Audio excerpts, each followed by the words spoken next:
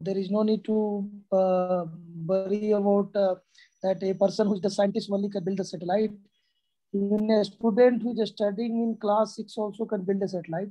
There was a student from Tamil Nadu. He was only he was studying in 6th class, and he has built a satellite called, and the satellite name was Femto satellite. And already our scientists have joined us. Raghuvaram sir from Bengaluru, Karnataka. Yes, sir, you can make him as a co-host so that he can present his screen. So sometimes his screen might not be visual. I will request all the participants to please kindly unmute the video so it will be good for, yeah.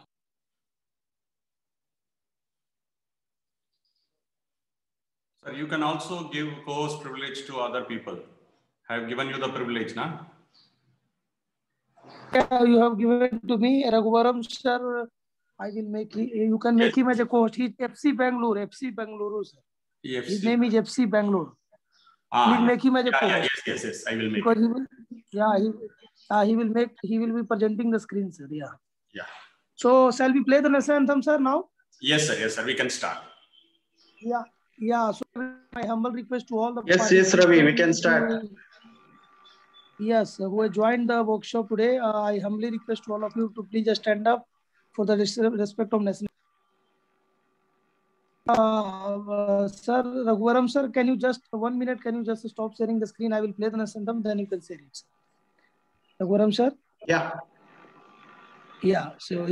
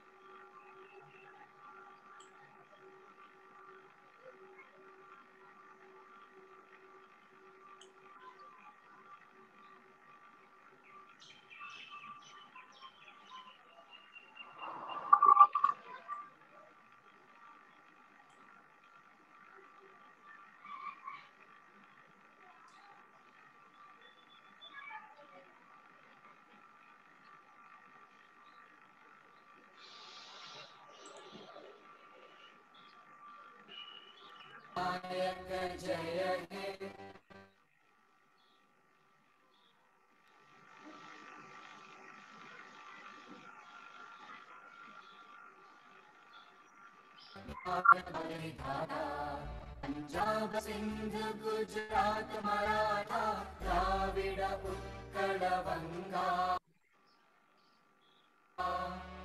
Vindhya Himachal Yamuna Ganga उच्चल जलधि तरंगा तव शुभ नामे जागे तव शुभ आशीष मागे गाहे तव जय गाथा जन गण मंगलदायक जय हे भारत भाग्य विधाता जय हे जय हे जय हे।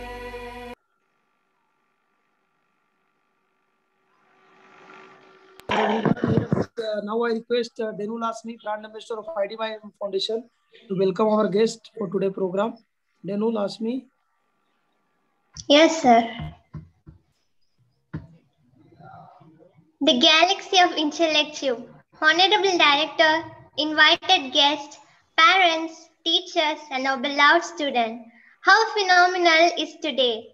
You will witness an entertaining and amusement program ahead. Everything in your life is a reflection of a choice you have made. If you want different results, make different choice. A very good afternoon, everyone. It's a pleasure to meet you, and I'm so delighted to see you all together here. This is Denu Lasmi, Brand Ambassador of Igniting Dreams of Young Minds Foundation. It is my pleasure to welcome you all and thank you to each and every one of you for being here with us today. We are very pleased to be able to welcome those of you who have been with us today for the workshop. And we are really glad to host this workshop on a wonderful place, West Bengal, with you all. It is my honor to welcome you all on this day where we all are gathered here for this wonderful event. I welcome you all on behalf of IDYMF family. We are truly blessed with your presence. I heartily welcome Surendra Institute of Engineering and Management. This is the day we all wait for a year. It is a day of celebration, success, and tradition. And to double the joy of this day, we are graced by the presence of great personalities. Stars shine at night, but some stars shine at bright daylight. We have some such stars with us today. Yes, I warmly welcome our most valued and honorable Mr. Raghuram sir. Success in life is not for those who run fast, but for those who keep running and always on the move. Yes, I welcome Dr. Nagarajan. Also, I welcome our founder, Ravshankar Kumar sir. I welcome our teachers and students who are set to make this event. With all enthusiasm, I welcome you all once again to the momentous event. Today will be full of fun and learning. Hope you will enjoy this workshop. Have a fabulous day. Thank you so much, Denul. Thank you so much, Denul. It was a very inspiring welcome speech by you. And now I request Raghuvaram sir to please unmute himself and kindly proceed for the session. Yeah.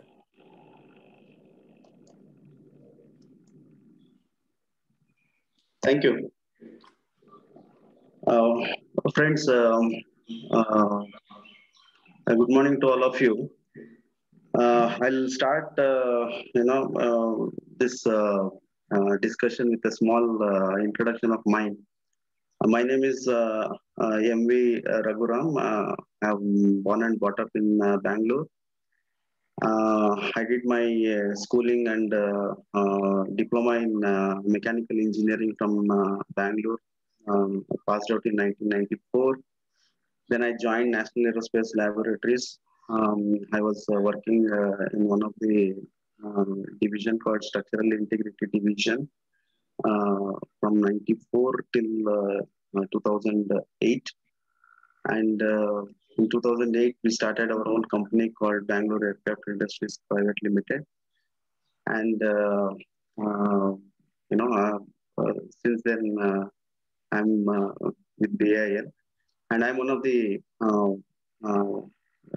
member of BIL. We shortly call it as BIL. Okay, and again, thanks one and all that I am for being part of this discussion. In this discussion, I want to tell you something before I get started. There could be a few things, a few statements which I might make, which could be a little strong. My request is, I don't want anybody to take it personally, because it is my opinion. If anybody agree with that, fine. If anybody doesn't agree with that, you can ignore my statement. Anyway, I'll get started with the discussion now. I told I'm from a company called Bangalore Aircraft Industries Private Limited.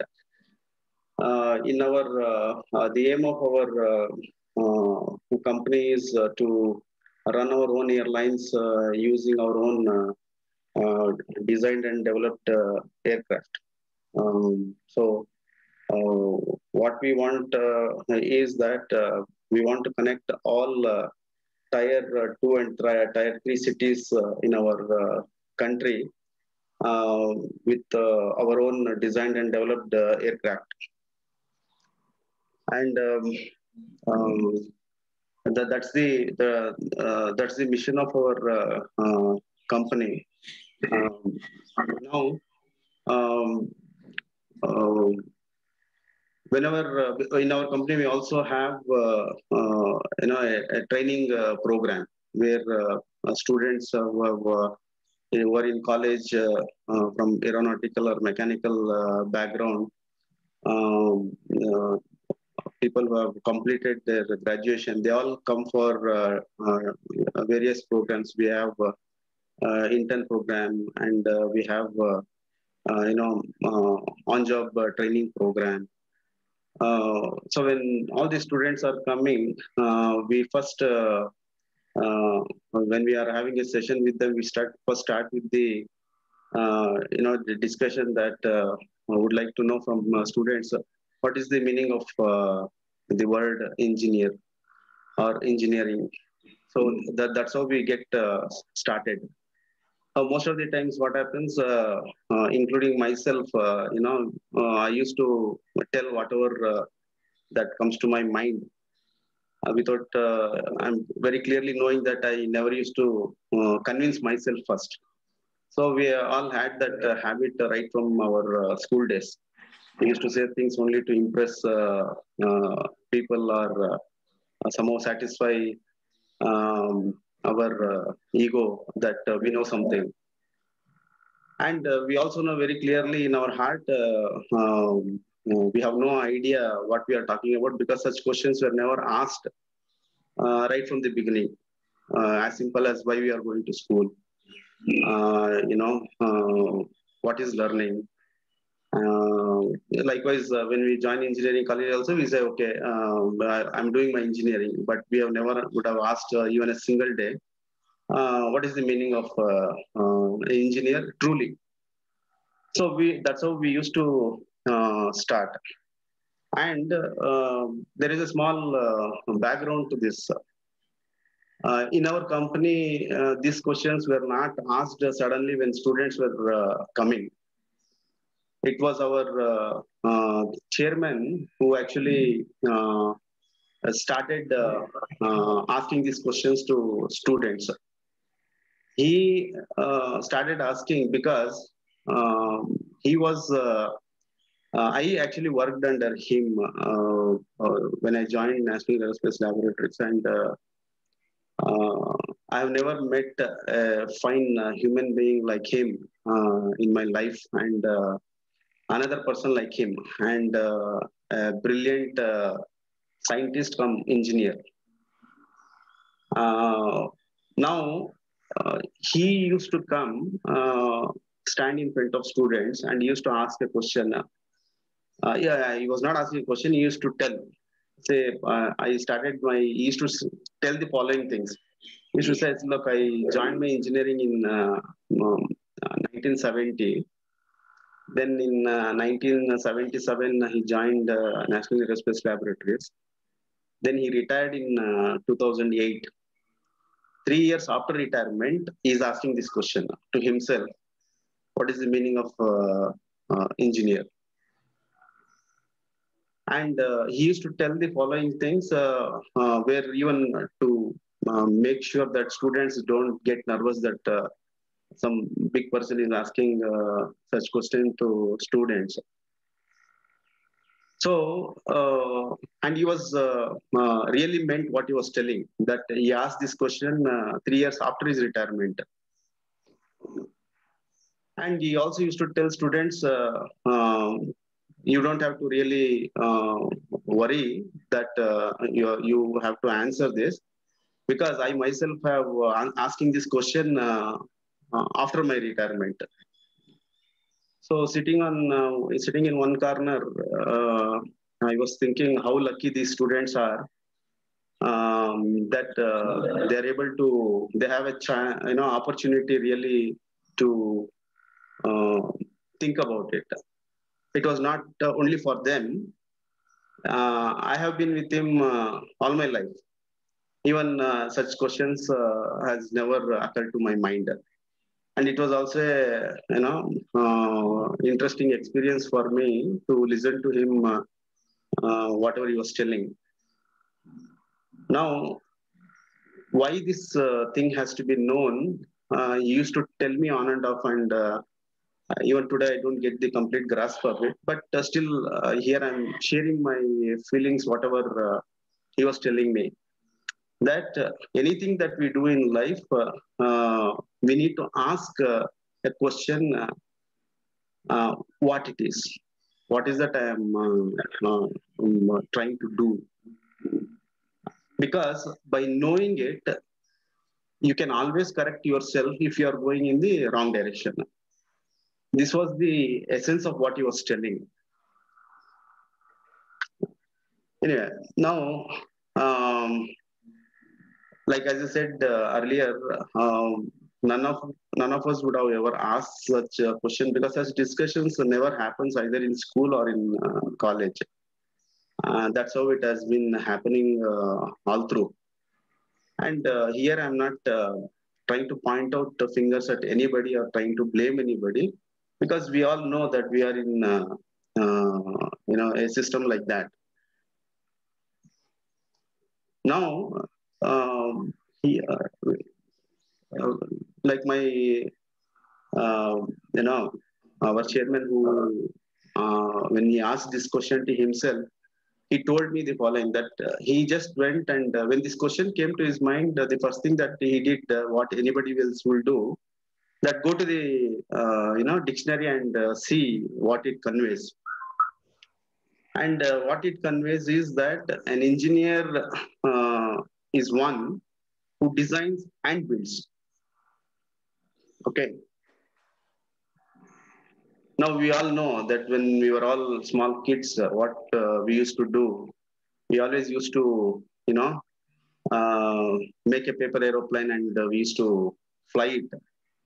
Just to give, I'm showing this just to give an idea that I may not understand what the design means, but when the meaning says it is design and build, I can get a fairly an idea that when you are making an aeroplane and throwing it, it is not actually we are designing, we are just building it and we are throwing it. Just to get that feel, I have put this slide. Even though we don't understand what is design, definitely we know that this paper aeroplane is not designed. Then over a period of time, an interesting thing happened. That is, when my chairman was looking at this dictionary meaning, he brought in these two changes. That is, he slightly modified it. He did not change it, he slightly modified it. He said an engineer is one who first designs. After designing, based on that design, he will build.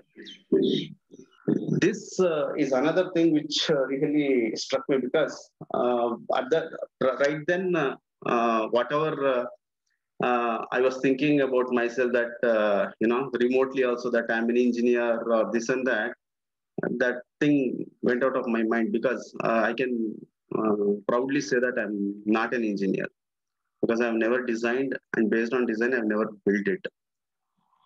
By saying that, I'm not telling that it is not possible that you can design and build. It is possible, but that desire should be there first. One should come to the conclusion that if I'm building something without designing, then it is not engineering. That part should be very clear in our mind, is what he was telling, which I completely agree. For example, if you look at Boeing company, they design their own aircraft, and then they manufacture it. Now we can say Boeing is a design company. The people in Boeing who are designing and building, they are the real engineers. I'm just telling this to get a feeling that where can I find engineer? I feel Boeing is one place where we can really find engineers. Again, this particular slide I have put here with some idea which I got to understand very recently. That is in our country, we have 3 levels of engineering education. One is like B, ME, and PhD. All these people where they pass out, that is one group of people. Then we have a polytechnic. Then we have ITI. Now, we have 3 levels of engineering, and we have 2 type of engineering industry. One is design industry, the other one is fabrication and assembly industry. Like when we say design industry, all students who are doing their engineering will work in the design industry, because once they complete, they call themselves as an engineer. So design industry is the place where they have to go and work.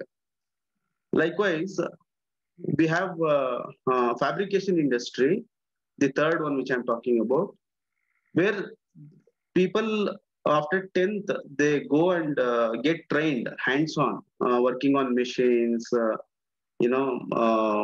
acquire the skill of using their hands and fabricating something, sheet metal fabrication and things like that. Now, there, the people who work who pass out from ITI, they have a special role in the industry, which I'll come to little later. Then we have another thing, Polytechnic College diploma, what we call it as. That set of students will work as a bridge. Bridge between what? Between number 1 and number 3. People who pass out from engineering college, they design, but the after completion of design, what we get is the drawings, 2D drawings. This drawing is sent to machine shop, where it gets the component gets fabricated. So the person who looks at the drawing, ITI holder, will not be in a position to understand many things in that. So there needs another group of people, diploma holders, who understands design, but they can't design. They can understand fabrication, but they can't fabricate. So these people basically act as a bridge between 1 and 3. So essentially what I was trying to tell was, all engineers, many times in our company, when people are coming for training, they sit inside the classroom, and when we are trying to discuss about design, they will say, sir, what sir, we came here to do something, but you're asking us to sit inside and learn whatever we have learned in the college. I feel, very sad that they are doing engineering and they have no idea what engineer is supposed to do. And when we try to explain, they have a little bit of difficulty to digest that. But because most of you are in college, I'm sharing these things just to, which will help you to get an idea. Tomorrow, when you go for some internship or, during the college time, when the college asks you to get some experience, don't get confused, because you're supposed to learn design, because that is your job. That is the definition of an engineer. That's the idea behind it. If you want to fabricate something, there was no need that you should have gone for engineering. You could have straight away started into fabrication industry as soon as you finished your 10th standard. You don't have to even do +2. This is just an idea which I'm trying to communicate.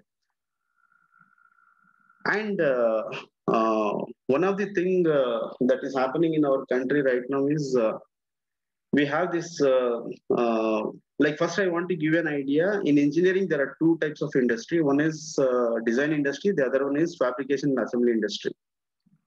Or everybody, number 1, number 2, number 3, which I showed in the previous slide, all of them will get absorbed in these 2. Now, in college, like if you look at an interesting thing, people who have completed ITI, they are absorbed in our country faster than diploma holders and engineers. Last time, we are working for some aerospace companies where there was a requirement of some 50 ITI holders and some 50 engineers and some 30 diploma holders. we were not able to find even 5 or 6 ITI holders to fill up that 60 job openings, because when I went to this one of the reputed ITI training institute in Bangalore, the vice president spoke to me and he was laughing. Sir, you are coming in the month of February. All our students are placed in fabrication industry in the month of December. I was shocked. I just thought that I can just go and talk to a few sets of students and immediately ask them to come and join. But I was getting loads and loads of resume from BE Mechanical and Aeronautical, and it was really shocking to experience that. And another thing is because I knew little bit of problem as far as the employment of engineers are concerned. But when we were working specifically on some requirement, I got to know the real problem that many of the engineers are unemployed. And they are looking for the job. And it so happened many of these two engineers were even ready to work at the level of ITI because somehow they wanted a job. One of the main reason for this thing is why we have a lot of jobs for ITI, why not for engineering students, this is my personal view. Please don't take it personally. I strongly believe that in our country, no design work is happening. This is my firm belief. Okay. And in engineering and diploma level, they are only getting some theoretical exposure, but hands-on experience is practically zero. See, I myself been in the college. I'm talking from my own experience.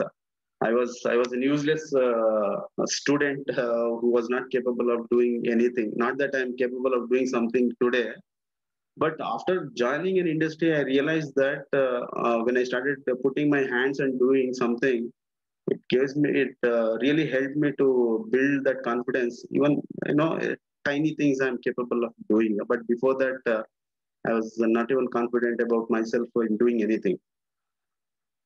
Now, these things are happening because not that people like me or students are incapable. Somehow the entire setup has got little mixed up. Now, like I was telling earlier, engineers and diploma holders have a very limited, opportunities outside. Like if you look at this picture now, in many of the fabricating companies in Bangalore, they'll be always looking for people who work on the shop floor level. There's plenty of job for them because they can straight away go and work in the industry. They don't have to have any training or some special attention to be given them. They can go straight away work on the machines. They can straight away go start filing and cutting and doing all sorts of things because that's how they have been trained in ITI programs. And there was an article in I think India Today, the Times of India, that ITI fellows gets 100% placement. 100% placement in whatever the area they have been specialized.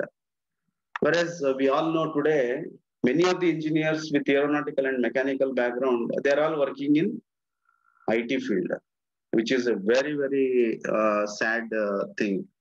And somehow college is taking too much of credit that they are giving placement. But according to me, it's a very, very sad thing that even college is somehow playing with students' career.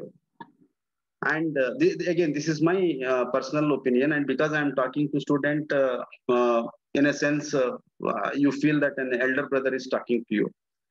Don't take it personally. And everybody is telling that about 80% of Indian engineers are unemployable. Again, everybody is blaming student engineers are unemployable. Again, the reason is something mix up has happened. I'll tell what is that mix up. And you see all these kids who are going to college, who are studying, engineering, paying hard-earned money of their parents for 4 years for their books, for their clothing and travel fees, whatnot.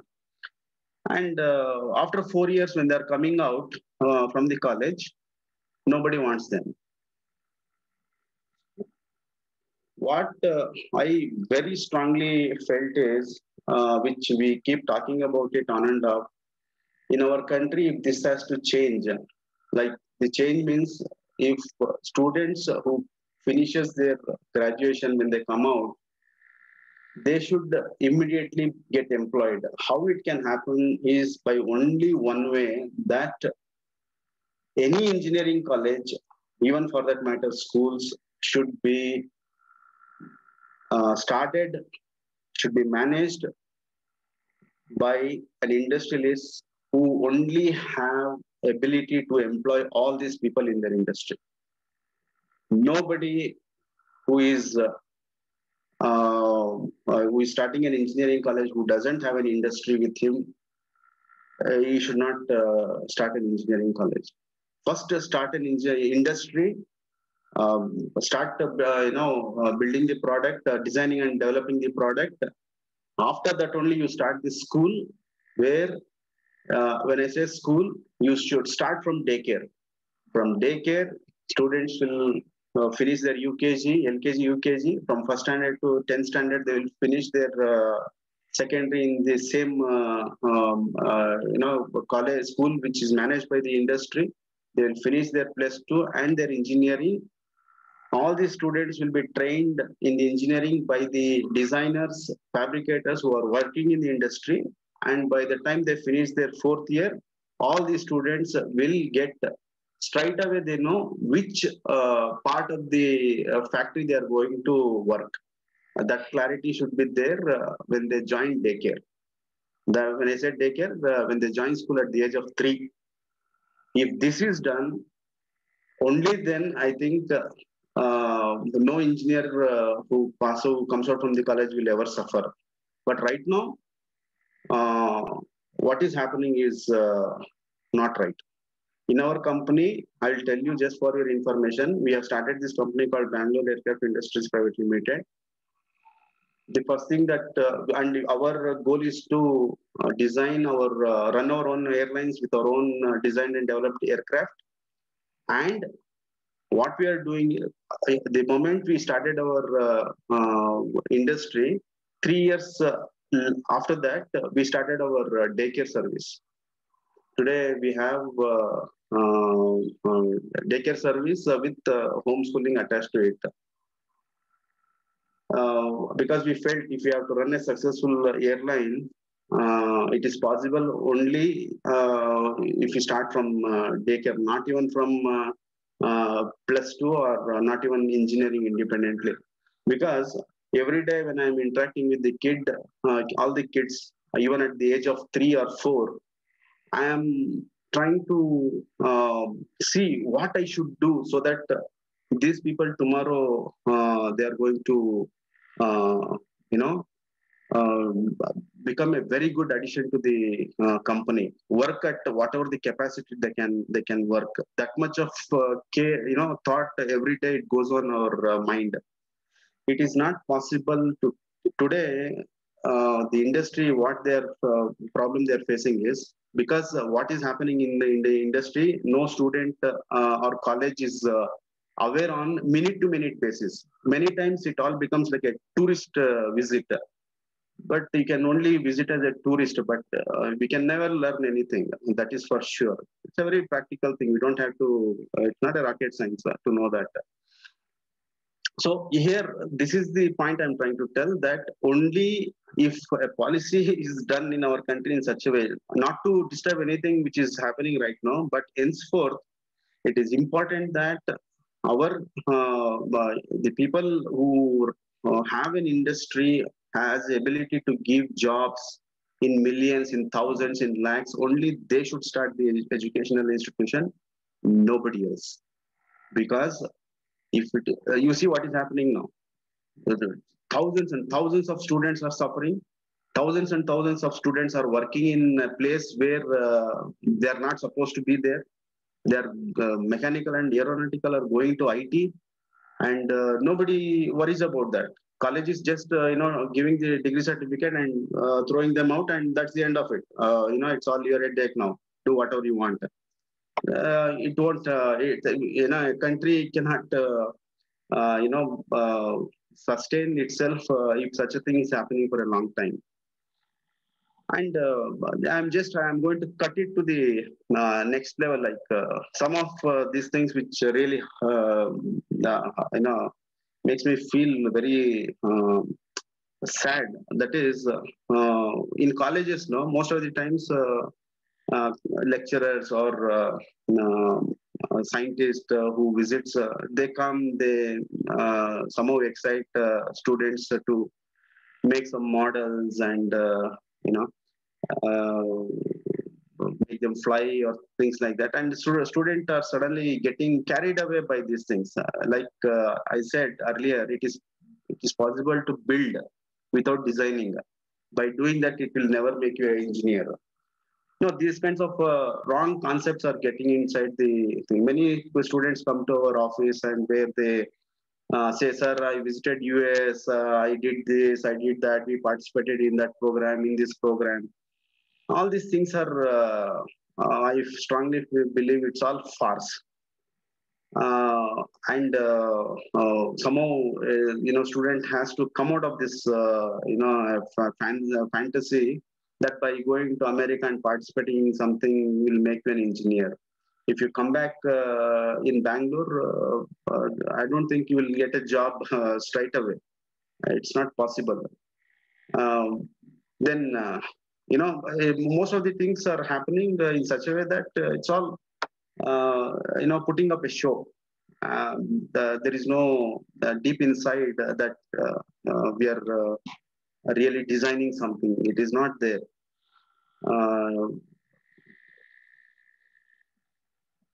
Like on the here in this picture, if you see on the left hand side, that Werner Van Braun is there.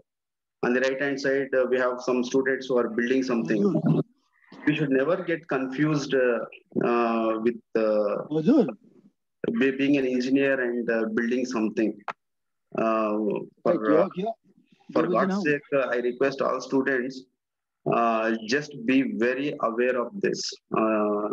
When somebody asks me, okay, what is that you have done? Sir, I've done an engineering. Oh, is it? If somebody says you prove it, I will run, open my Almera, bring my degree certificate and show. That is the only proof to show that that paper is the proof to show that I'm an engineer. Now I'll just cut back and there is something which I just wanted to share. Like if you look at this picture, no, this is Saturn V rocket which was designed and built by NASA for sending man on moon. And the one which I have circled here, if you see, that's the place where astronauts sit when they go to the moon. And that is the only small part which actually comes back to Earth in the entire piece.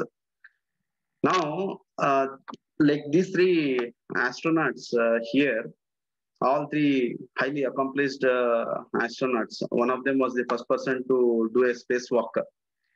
Edward White. And all these three people were doing some rehearsal in this rocket in 1960s, 66 or 67, I don't remember exactly. And when they were doing the trial, this rocket was not launched. It was there in the launch pad, and it was some checking that they were doing inside the command module. And there was a small short circuit, and within 17 seconds, all of them got burnt out. Within 17 seconds. Because that cabin which they were inside, it was pressurized oxygen, and there was a short circuit here, and all of them got burnt out within 17 seconds when they were in their full complete spacesuit, and this is the remain of their thing. Um, if you see this movie First Man, you'll have some idea about it. And this is another interesting things. Like Neil Armstrong was flying this lunar trainer. The similar bug kind of thing was meant to land on moon. So that train, how to control that was happening on the Earth. Like they were doing some trials here. Within fraction of a second, there was some issue, and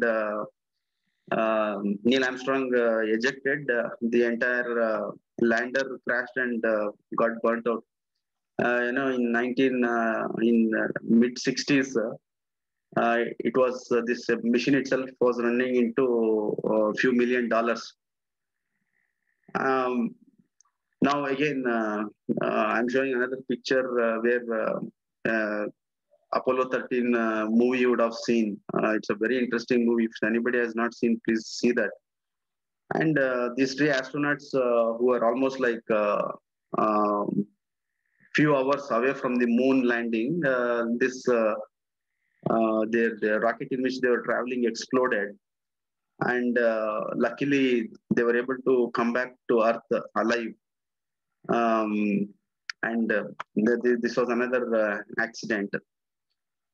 And much later, there was another accident which happened, Challenger accident in 1986, January 26th, I guess. The 7 astronauts, 77 after launch, the rocket exploded, Challenger exploded, and all of them died. And this is the Challenger, and this is the explosion. When all people who were looking at the launch, I was in school at that time. I remember there was a breaking news in TV also. All of them died. People who were just watching and excitedly right in front of their eyes, this rocket exploded at 78th or 77th second. And finally, this was the remain of that shuttle. And there was a very famous, to investigate this accident, there was a famous a presidential commission was formed, in which many NASA officials were there. And there was one independent physicist who was also part of that program. His name is Richard P. Feynman. You might have heard about him. He actually wanted to find the truth. Then there was a lot of cover-up going on, and he was the only person who fought to bring out the truth. And in the report which he submitted, he wrote this statement in the end: for a successful technology, reality must take precedence over public relations, for nature cannot be fooled. When I read this, I don't understand much, but I just get some goosebumps. Most of I'll just give you a small example. Many of you who are in aeronautical or aerospace engineering, in first semester or second semester, you would have heard a formula where we say if a member subjected to an axial loading, there is a formula we use to find out the stress. The stress internal is equal to P external by area. Sigma is equal to P by A. This formula, or most of you know, force is equal to stress is equal to load by area. In our office, when students used to come, I was told by my chairman. He told me, "Look, you write this formula, and you, including you, let all of them write what they understand about sigma, what they understand about load, what they understand about area." It's a very simple formula. Then after telling me that, I went and I was talking to students. Right then, my chairman also took a book, a long notebook of 200 pages, and he also started writing. He started writing, and after I was inside in the classroom, I went to students, collected all the paper which they had written. Some of them had written one paragraph. Some of them had written 2 paragraphs. I had written about half a page, and some people had written more than what I knew. And finally, I bunched it and took it to him. And he saw everything and he just left it there. He did not make any comment. Several days later, I go back to my chairman's cabin, and every time he's writing third book of 200 page. He has already completed first book, 200 page, on sigma is equal to P by A. He is writing second, he has already completed second book, and he's writing third book, almost 1 or 2 pages left. Then, as I'm observing this, he came to the classroom, and after several days, another set of students had come. He's standing in front of the board while explaining them something. He writes that formula and he says, even today, I don't understand this formula completely.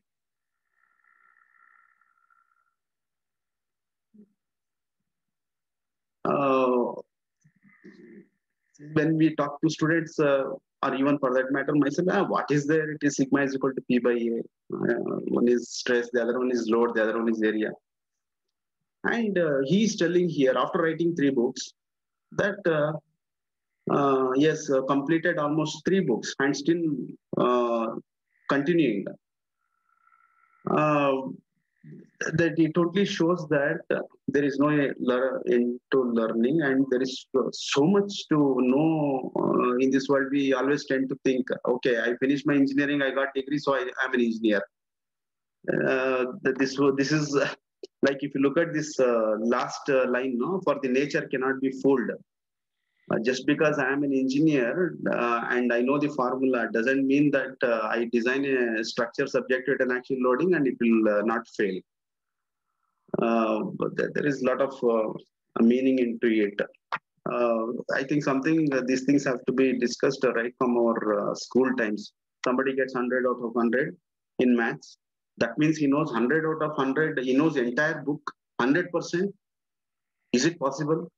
Such thoughts never occurs to our mind. Oh, I am a rank holder, 99%. That means you know 99% of all the subjects. How is it possible when great people are telling even today that I know less than 1%? So this kind of thought, when we carry to the industry, during the interviewer will get a headache. You tell, no, just send him out. I'm getting headache. Because such people cannot be trained, and industry will not gain anything through them. Even if you see Elon Musk, he has put 8 points. In that, 8th point is hire carefully. Hiring people carefully. It means it tells a lot of things. Yes, some 7 or 8 points. The last point says hire carefully. There was another accident which happened in 2003. Well, our Kalpana Chawla also, we lost her in this return journey to Earth. And these helmets were found on the Earth. This entire team perished during their re-entry. I think many of you know the reasons. And our own Vikram lander, which is supposed to land successfully on moon, could not happen at the last moment. Something went wrong. Our great scientists from all ISRO, the entire team had worked so hard to make this mission possible. That too, landing on South Pole of moon, nobody has done it. With all effort, it did not work out. And you see another picture where this Virgin Galactic, there was an accident where this spaceship broke in midair. And if you see Elon Musk SpaceX rocket itself, is every day we hear for failures. And even European Space Agency failures. We are talking about failures all over the world. There were many astronauts who actually died. This person from Russia who died when his re-entry vehicle parachute did not open. He crash landed on the Earth and he died. These three astronauts died because of decompression in the cabin when they landed. And even Russia was also trying to put man on moon, and they had also had built a rocket which again exploded on the ground, killing many people. This explosion was so huge, it was recorded on seismograph. Neil Armstrong himself was who should have died in one of the Gemini mission long back in the First Man movie. If you see, no, you'll get an idea. And accident in Mir space station when one of the cargo was supposed to dock, it came and bumped onto the space station. Now, why I spoke about all these things are these pictures, this work are done by great minds all over the world. And you see the kind of failures that it has happened. So many failures, so many failures. And what it means is that there is so much to know, so much to learn. People who knows already, they are also failing. And this is something which is never experienced at a school level or at the college level. Imagine for a time being, like the engineering students who are all in the engineering college are working in SpaceX. They're not working. They are all in the college of SpaceX, managed by SpaceX. What kind of feel they are going to get right from the day one? They'll be working with the designers, fabricators. They themselves will do all the calculations, fabricate it, and they see right in front of their eyes things are exploding and failing. Because when we say engineering, the test of whatever you have designed is proved only when you do the experiment. They are not actually putting the rocket in the launch pad and trying to explode. They have done all calculations, everything. On paper, everything seems to be fine. But the moment they go to the launch pad and do everything according to their calculation, something is not working. Everywhere, where brilliant minds are working. And we are not able to go through this experience. I am sure if I would have been in a school which was managed by an industry, I can tell you with 100% guarantee that I would have been better than what I am today. No doubt about that. And I don't want my friends in our country to miss this chance. And that's why I'm talking about all this. Like these are the real drawings. Like in our schools and colleges, we see drawings which we don't even get a feel for it. And this is another important thing which I want to tell you. We were doing some work for Indian Air Force. Okay, and there was something which I was supposed to buy, as simple as a rivet. We wanted some rivet, so when I was whenever I confidently went to market asking for rivets, then somebody looked at me and he said, "Sir, what is this you have bought?" I said, "It's a rivet." He also knows it. He sells rivet, but that rivet which I had taken as a sample is not available in our country. Means in our country we don't have rivet of our own. This is my experience. There are companies who actually makes rivet. I'm talking about rivet of aerospace quality. I'm talking about rivets which can be used in the spacecraft. Other rivets are available where you can make some arrangement to block some air passing through the window or something. That's a different thing. But I'm talking about an aerospace quality rivet. It's not there. We have to import it even today. That is the state of affair as far as the aerospace scenario is concerned. One of the greatest work today is going on in our ISRO. I'm so proud to say that working hard day and night to see that we are not dependent on others. But I'm telling you this: there is so much to do. don't fall to the trap that you are a distinction holder. You know this, you know that. My simple statement is, again, I'm telling it from the personal capacity. We know nothing about engineering. A lot of things we are supposed to know. So that potential we have. I am not doubting that.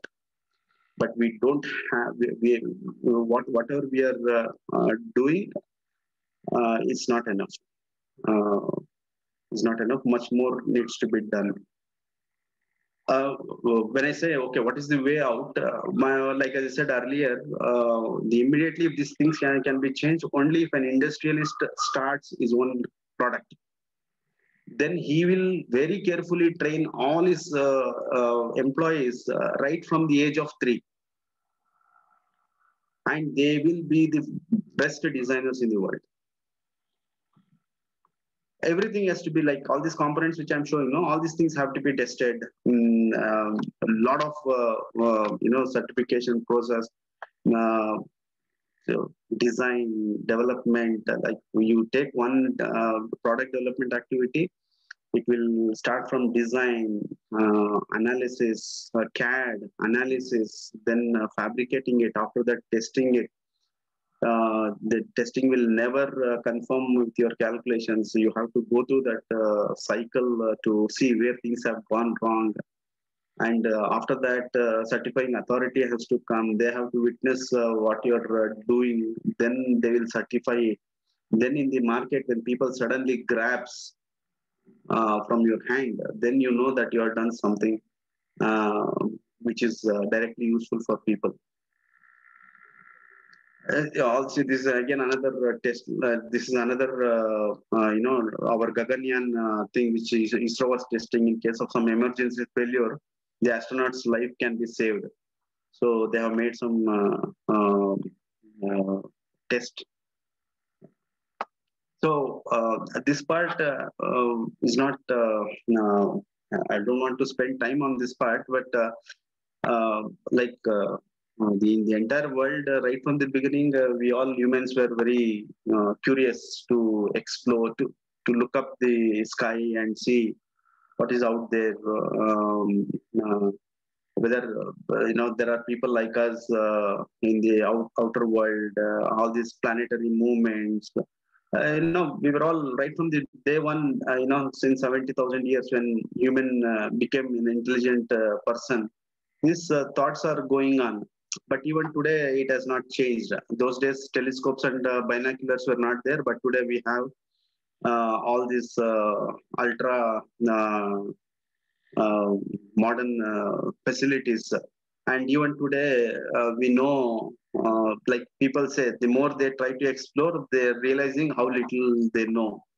And these are all great technological achievements, Even I don't know whether you people are aware of this thing. When this is a Hubble telescope, which is in orbit in Earth. The telescope they actually put in space to see that to monitor all this, study the space. Even in this launch was a failure in 90s. Then they did some great work to see that. This telescope was back to life. And this was the first picture taken from the space, our own Earth. And one of the space race which happened, you see that space race, because Russia and America got divided because of this. During after the Second World War, the entire Earth was divided into 2 blocks: Russian supporting Russian and supporting American. So each one of them wanted to show who is great, like the way it happens in school. We are all from Earth is forgotten, and they started putting who will send first to space, who will send first to moon, who will send first to Mars, and who will go to who will land first on moon. Even though it can be a on one side it has its positive, but the negative part was we were not working together as one set of human race from planet Earth. Man landed on moon. After landing, 3-4 landings, people stopped, talking about moon landing, because the aim with which they started was not to do something great to the human civilization. It was who is going to be first. With that kind of attitude, within 50 years, the entire moon landing thing was forgotten totally. That's why they say when you want to do something, if it is connected to something good, it will go. It is going to remain longer time. You look at the space station, International Space Station. Even today, it is functioning. Even today, countries are coming together, doing some research work, which will help people here on Earth. And how important this mission actually, a slight change in the angle of looking at something, the entire outcome is different. And these are all, the exploration which has happened, landing man on moon.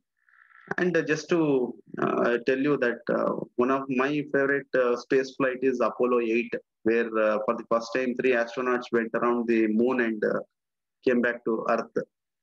For the first time, human beings were experiencing a gravity of some other than Earth. And again, the famous lunar landing.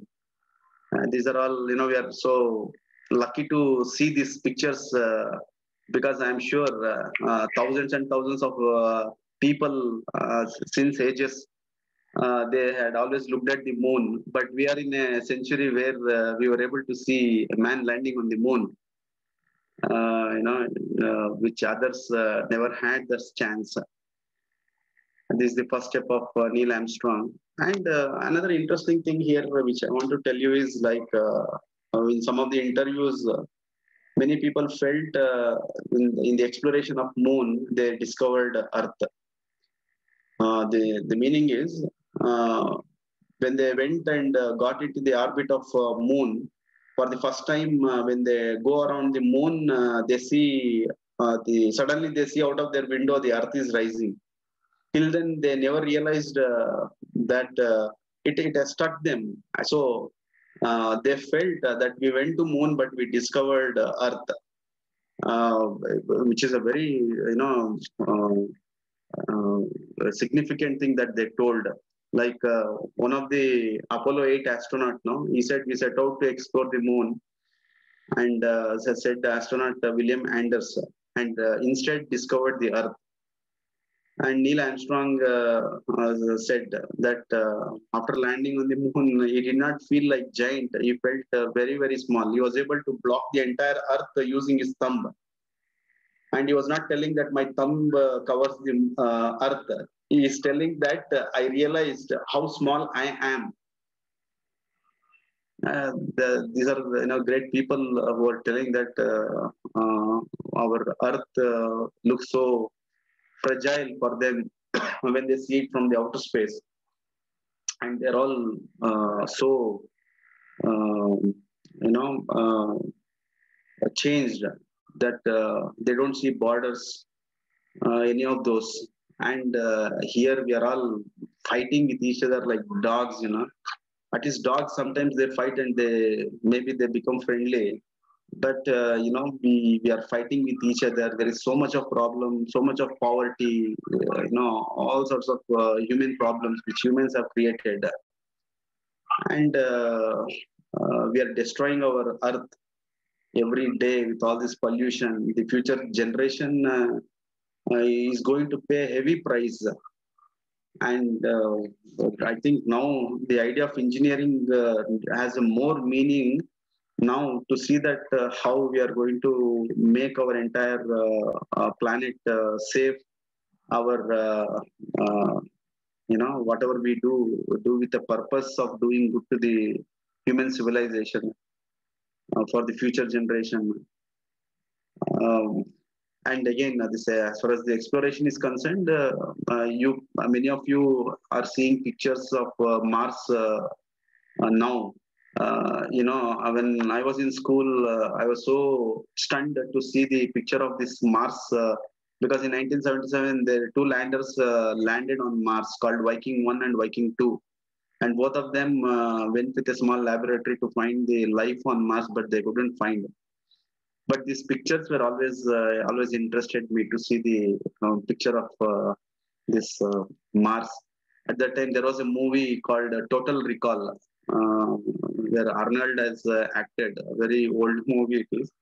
It was about Mars, and I always used to look at this picture, with awe.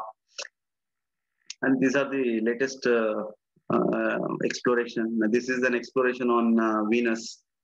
Another exploration which has happened on Titan, one of the Saturn moon. Then, not to mention the Voyager spacecraft, where the current the people, I mean, the present people on the Earth are so lucky to see the planet with this mission, Voyager mission. Earlier, nobody knew. Through telescope, it all used to look very hazy. But now we have spectacular pictures of all these planets. People are studying about it. And I don't know whether you people know about this. This Voyager, two Voyager spacecraft has carried a disk with all the message from planet Earth. When tomorrow some alien captures this, they'll be able to decode and find out from where it has come. Again, this many of the times we keep telling when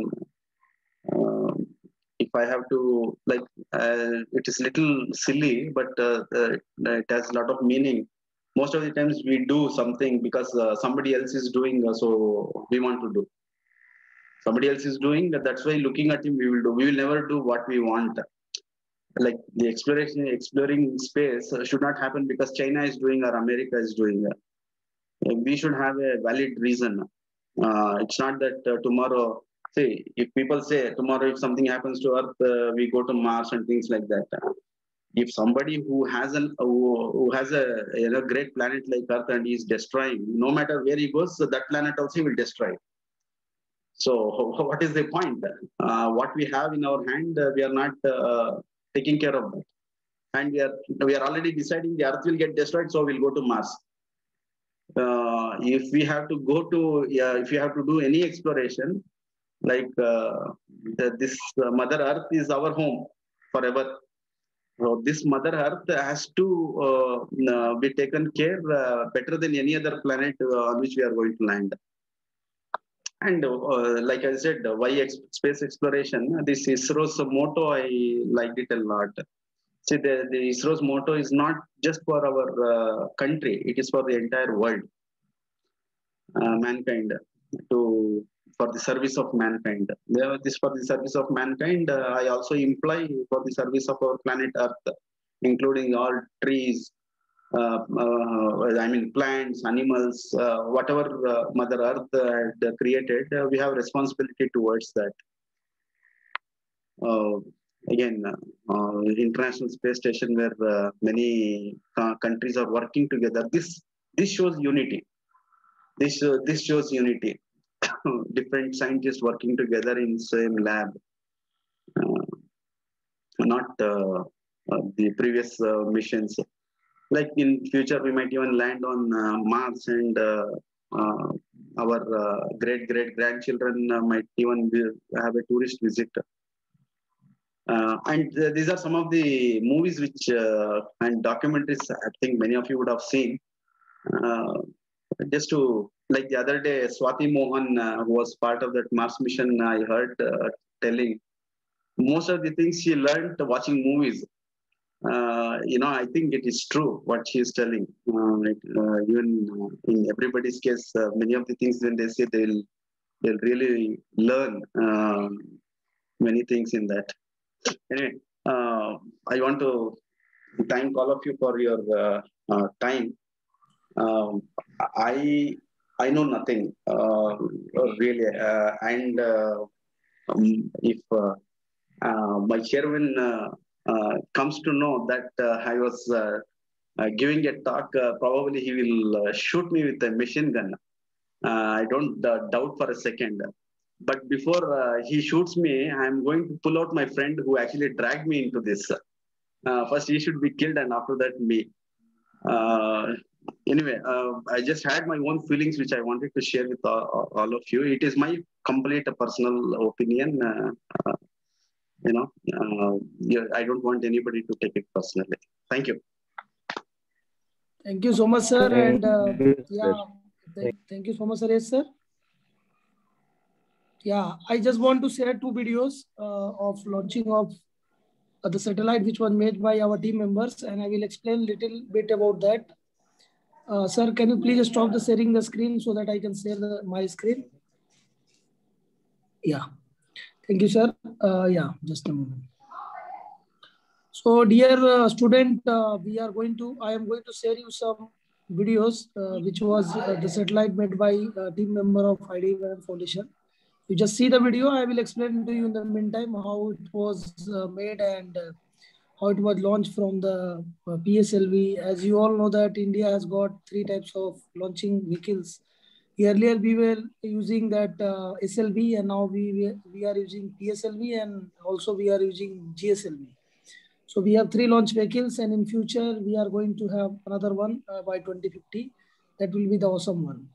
So just see the video of Pratham satellite, and then I will tell you that how this satellite works and how the rocket helped to launch the satellite into orbit. So yeah, confirm me if a screen is visible to all of you. A screen is visible to everyone. Yes. Yes, sir. Can I? Yeah, okay, sir. Okay, okay. So this is the video. You can see this is the Pratham satellite. From IIT Bombay. Yeah, and you can see yellow color on the satellite, right? Yellow color insulation is there. You can see on the satellite that is called multi-layer insulation. And why we are using this kind of insulation? Because you know that a satellite needs some brain, and a satellite has to operate in the space, right? So there are many electronic gadgets kept inside the satellite. And when sun radiation will fall on the those electronic gadgets, so there is a chance it may get damaged. So we are having a multi-layer insulation that is yellow in color. You can see in the video, and then I'll move ahead. University Bangalore are from India. The main objective of Pratham is to estimate the total electron count. So what was the role of this satellite is to now count the number of electrons in ionosphere, atmosphere as well. This is the PSLV C35. It was launched in 2016. 7, 6, 5, It's countdown 4, time. 3, 2, 1, 0, that's Yeah. 1, 2, 3, 4, 5, 6, 7. This is the launching of Pratham satellite from PSLV C35. Place name Sriharikota, Andhra Pradesh. On the top tip of the rocket, the satellite is kept there, and this is the plotting of the rocket, how it is moving into the space. The Pratham satellite Flight parameters of PSLV, and this is the command followed just 10 seconds later center, the from separation where of they are controlling all the data. satellite built by the students of PES University And this is the person who will announce ji that हाँ, when satellite will वैसे get कई separated. उपग्रह Yeah. ISRO भारतीय विश्वविद्यालयों के लिए Yes, so he told that Pratham has got separated, means Pratham has been successfully separated into the orbit, right? Now, just a moment. 1 minute. What happened? Sure. Okay, this is the another video. I just want to show you the animation of PSLV, how it works, and what is the role of PSLV to launch the satellite. If you see the rocket, they have got the booster. They have got different stages. So in the case of PSLV, there are 4 stages. As you can see in this video, they will explain to you this animation of PSLV rocket. PSLV is getting lifted off and clears the launch pad.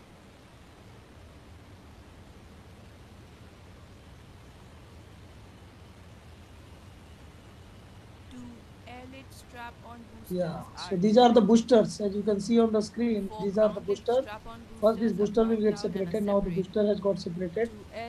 Now it is moving to the space, and it has got many stages. As you can see in the animation, this is the first stage. Second stage got separation. You just watch it, and then satellite will come out from the rocket.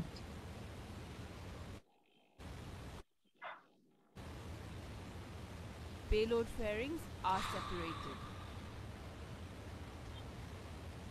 The second stage is now burnt out and separated.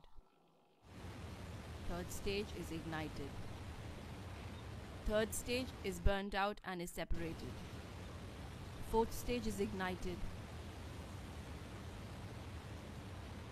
Fourth stage is burnt out. So when they will say that main satellite is separated, so what do you mean by this? Main satellite, you know, whenever you are launching a rocket, there are different types of satellite will be there in the rocket. So you all are coming from engineering college, right? So you can plan for building a satellite which can be launched. You know, you can think of building a femto size. You can think of building of micro size. You can think of building of CAN satellite. You can think of building of cube satellite. So in 2017, we were having a session in Maharashtra, and there was a student on Science Day, and many students were attending the program. So few of the students, you know, they got inspired and they came and contacted us and told, sir, we really want to build a satellite. And after 4 years, this is 2021, this year they have made the satellite and they have launched it. So I hope that from this college also someone will come and say, sir, we really want to make a satellite and launch for our country. Because see, building a satellite or building or something else, that is very different.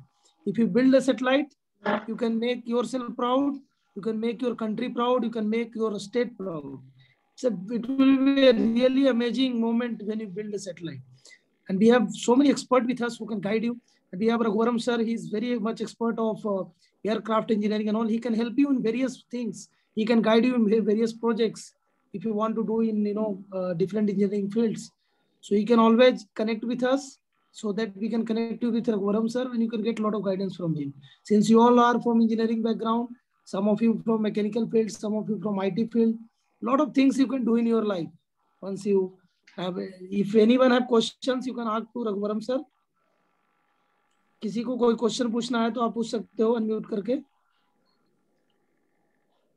Anyone, any students are interested to ask any questions?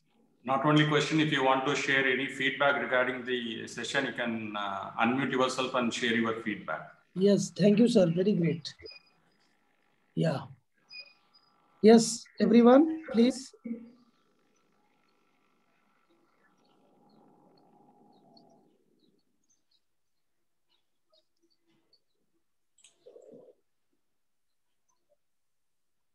Please, anyone, any student who want to share something? Akshay.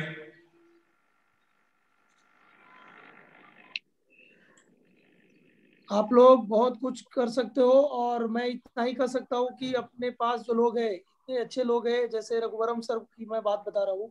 Personally, I really respect him a lot because whenever he take the session, I am totally tension free because he is having a content. Sometimes I am having less time for him because he has got a lot of content. He want to share a lot of things and he is technically very strong.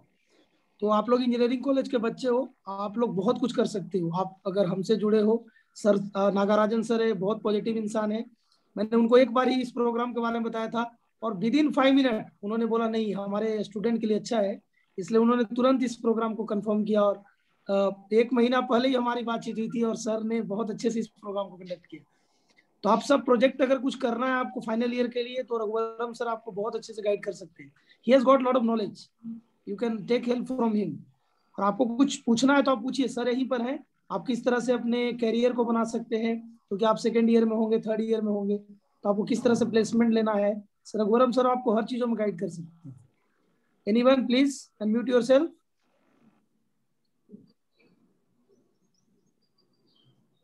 Any student? I think, sir, you can post in the chat box. You don't want to unmute yourself. Anyone? Bengal के तो बच्चे बहुत strong होते हैं. बंगाल में IIT Kharagpur है, मेरा बड़ा भाई भी IIT. Unmute and ask no directly instead of. Yes, and I am really proud that my brother also studied in IIT Kharagpur. It is in Bengal only, so it's very great. तो कोई भी पूछना है पूछिए आप लोग, sir यहीं पर है, आप पूछ सकते हैं. Sir, one question. Hello, sir. Yes. Please. Yes, sir. Sir, is there any scope for civil engineering students in space exploration? Yeah, Raghuvaram sir, can you please answer this? Raghuvaram sir, are you there? I'll tell you. What's your name, please? My name is Abudan Sheikh. Okay, Abu. Once I had visited GTRE, Gas Turbine Research Establishment. You have heard of it? No, sir. Okay. It's in Bangalore, where research on engines are going on. So I have a senior colleague of mine there. So he was telling, if you take the engine design, you name any field. All the field has to come together to design and build a successful engine. That's what he was telling me. What I mean to say is that definitely, the civil engineering involvement will be there. I'm not completely able to tell you that how and things like that. But based on what my senior colleague told, he told particularly that, including civil engineering, he told. When he said that, he actually took me to the area where the test was going on. Now, the entire engine was mounted on the roof, mounted on the roof, and the entire civil structure of that roof must be designed by a civil engineer only. You agree with me?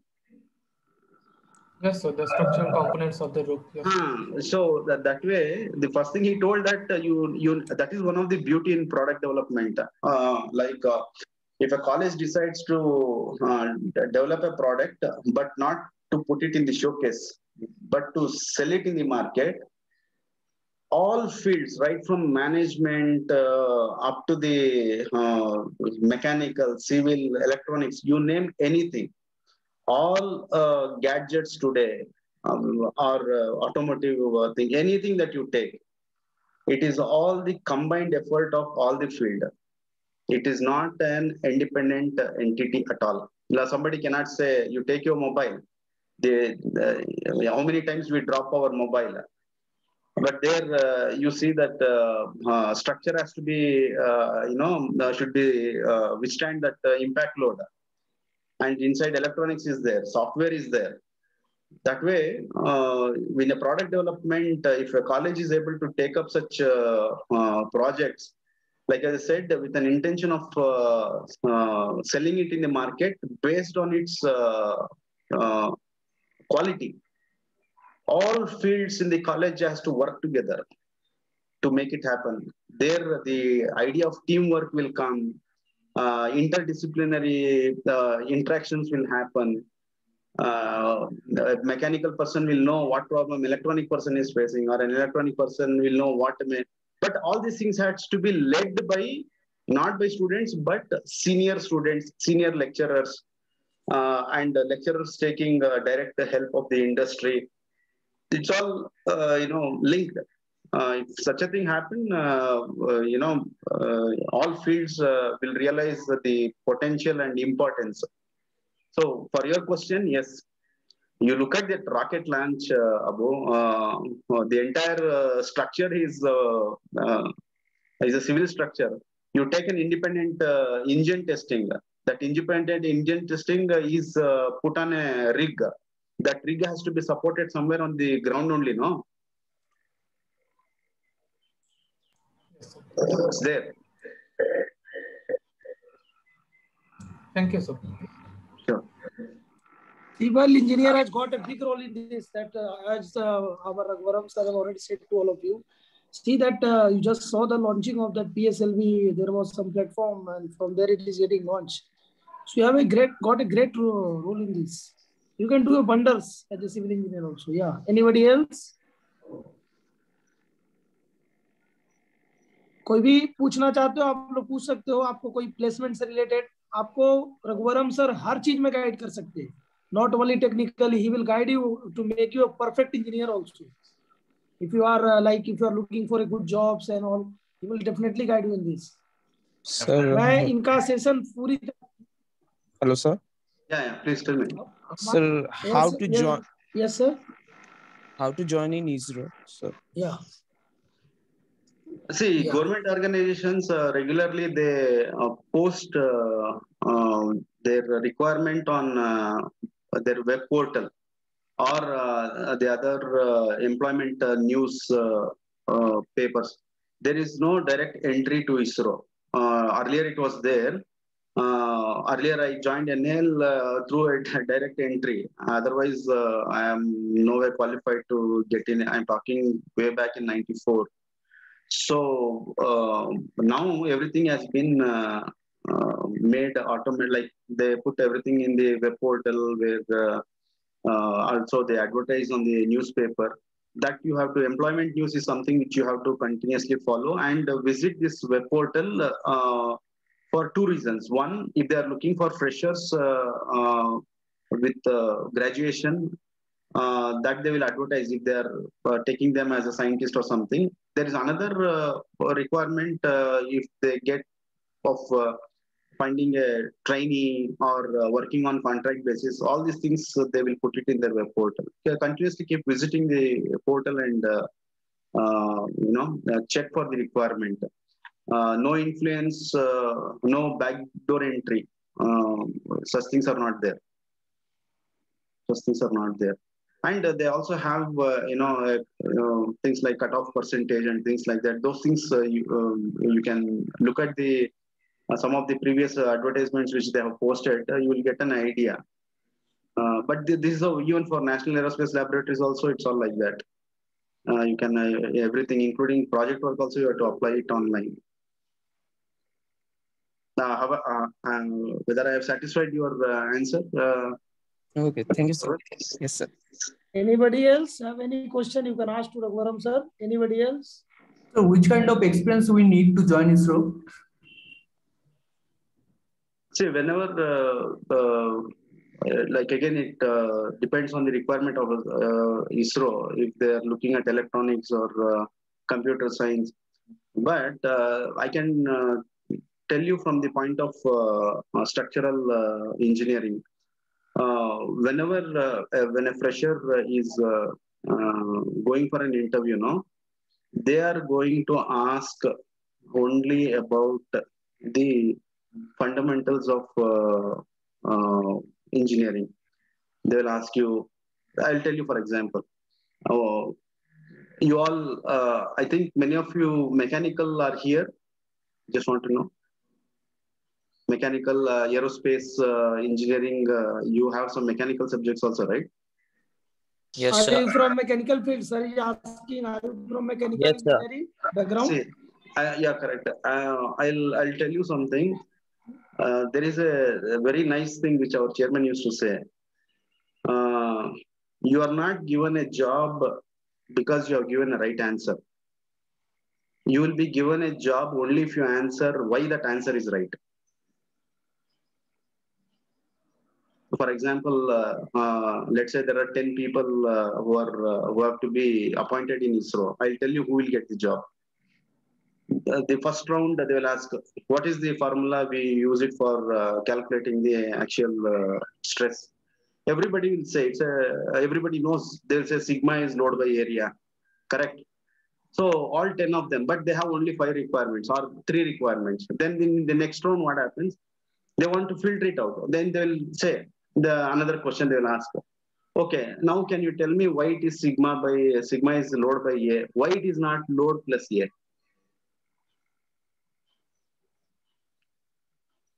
Because such questions we never ask when we are sitting inside the classroom. No, our lecturer comes and he writes, and then the problem solving will start. Now the person who tells why it is not why it is P by A, why it is not P plus A, that person will get a job. So that way, in every level, they are going to slowly ask questions in such a way that whoever knows the most, he will get the job. You are able to follow, right?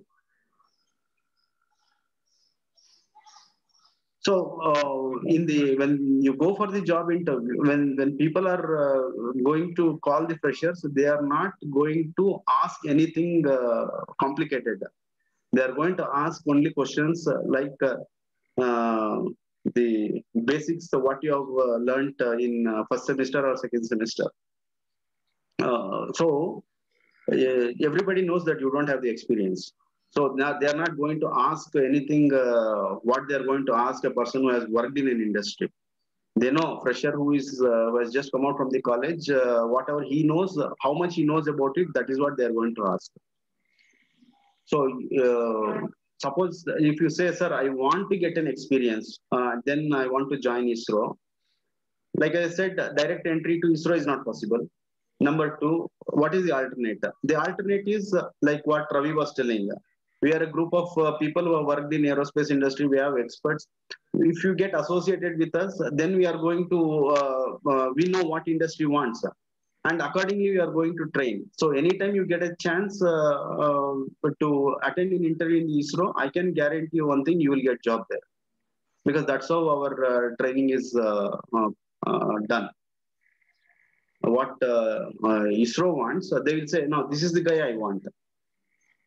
Because in many people in BIL who have come from 2008, more than 500, 600 people, we were able to place them in industry, not at BPO level, not at KPO level.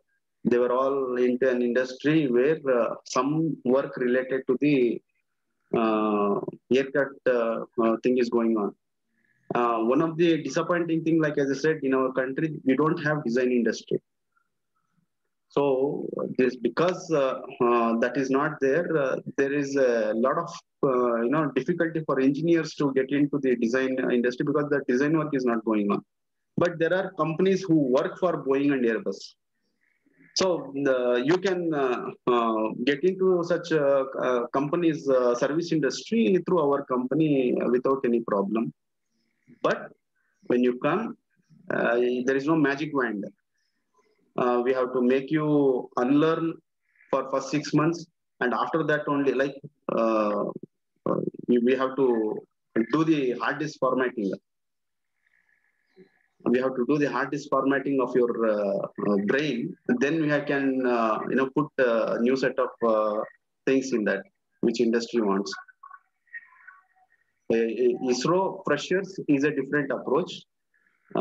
Experienced means you have to associate with people who have experience in structural design, engineering, and through them it is possible that when the requirement comes, you can apply and you will get the job. When I say you will get the job, we are confident of our training. That's what I meant.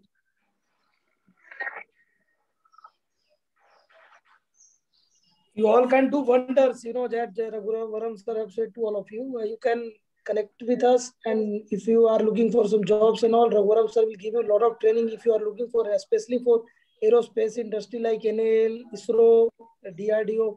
Sir is really good in this, and you can learn a lot from him. So take us in a positive way. No, Ravi, 1 minute. Ravi, 1 second. Sorry to interrupt. There is one thing before I forget. I wanted to tell you. Sir, some students are watching you from South Africa. Yeah. Some students are watching you from South Africa also. Yeah. There are some students they are watching from South Africa. They are connected. One of the things I want to tell you is that don't go for higher studies. Again, this is my personal opinion. Don't go for higher studies. You will be postponing your learning by another 2 years, and you will be delaying your job getting opportunities by another 2-3 years. And once you come back, the most difficult part is you will not be hired. You will have a difficulty in getting job, and that will make you even more depressed. Right now, whatever try to get a job. This is what I would advise my younger brother, and that's what I'm sharing with you. When I say I'm not imposing, I'm just sharing my experience. Save parents' money. Please don't spend it. Instead, you look for a job, get into the job, start earning. Use that money. If you think that you need more knowledge, then you go for higher studies. Because our chairman keeps always asking anybody who comes for higher, they say, sir, I want to go for higher education. He asks a question, think about it, I'll tell you. He'll say whether you're going for higher education or you're going for higher degree. I have never found anybody able to answer that.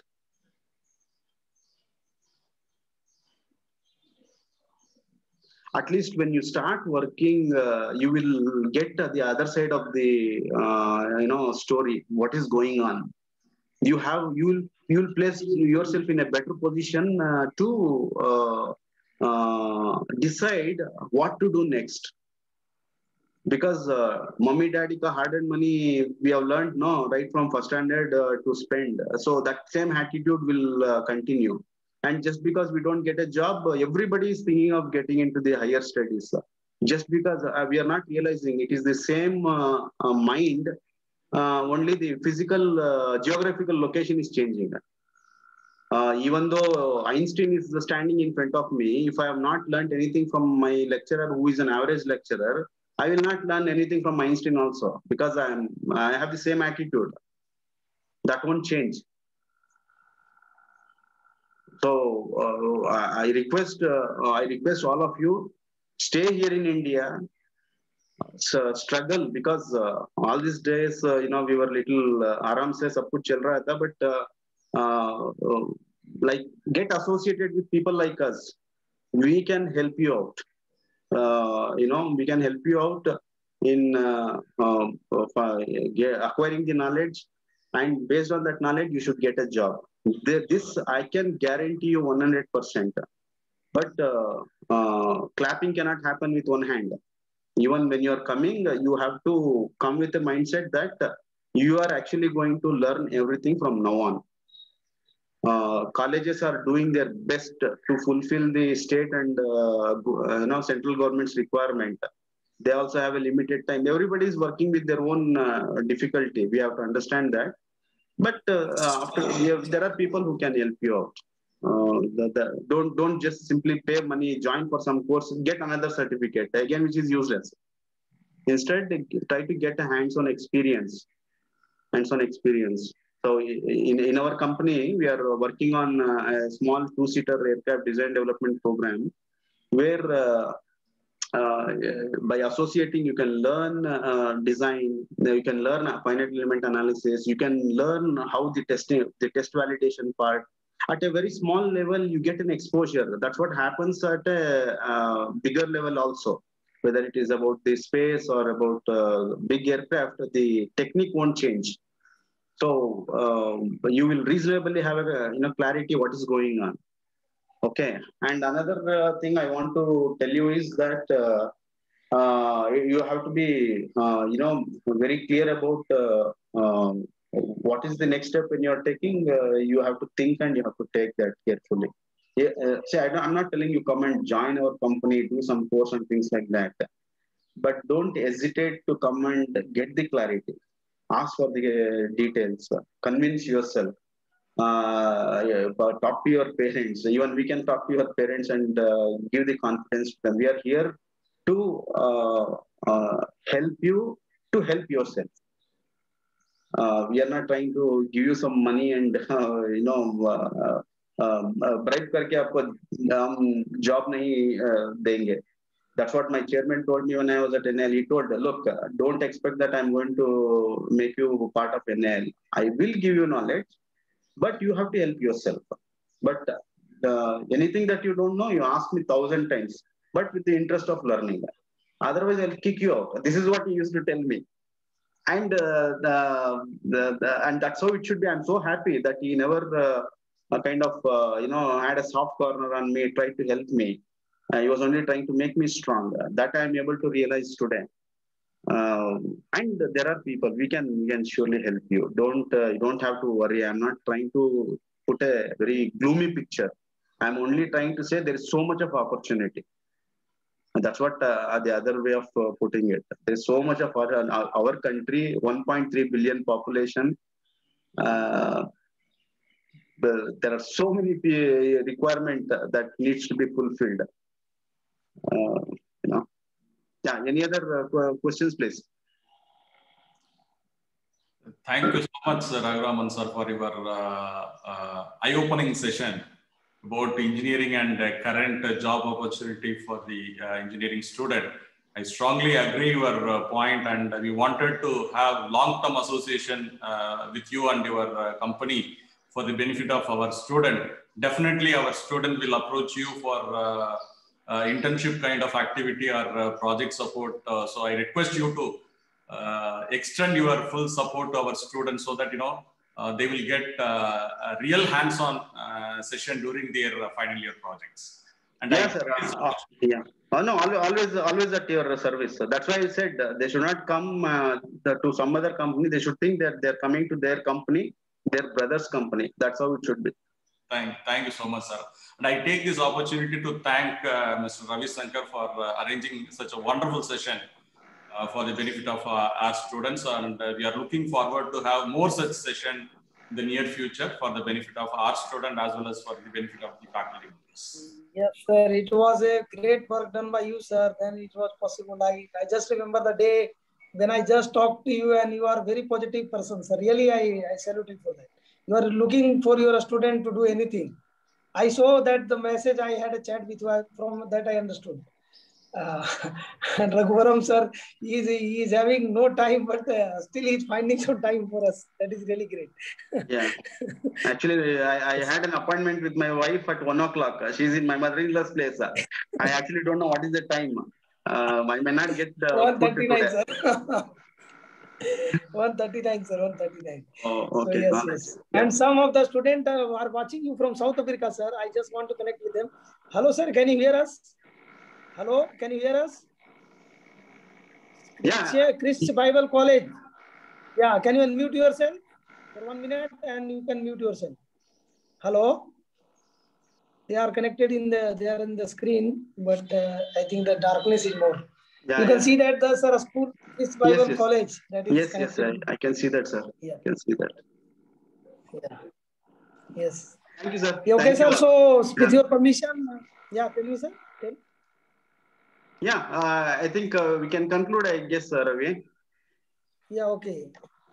Okay, sir. Okay, so with your permission and Nagarajan sir permission, we are handovering the session to Nagarajan sir. Yes, sir. Yes, sir. We will conclude. Yes. Fine, Nagarajan sir. Thank you. Yeah, thank you. Thank you so much, sir. We will meet again in another good session. Nice. Thank you so much. Bye.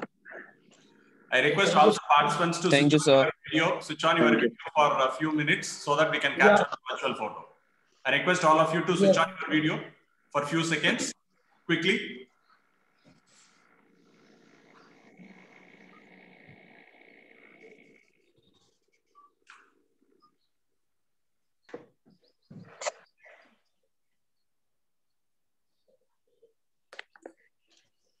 Please share all this screen set to us, sir, so that we can also share with.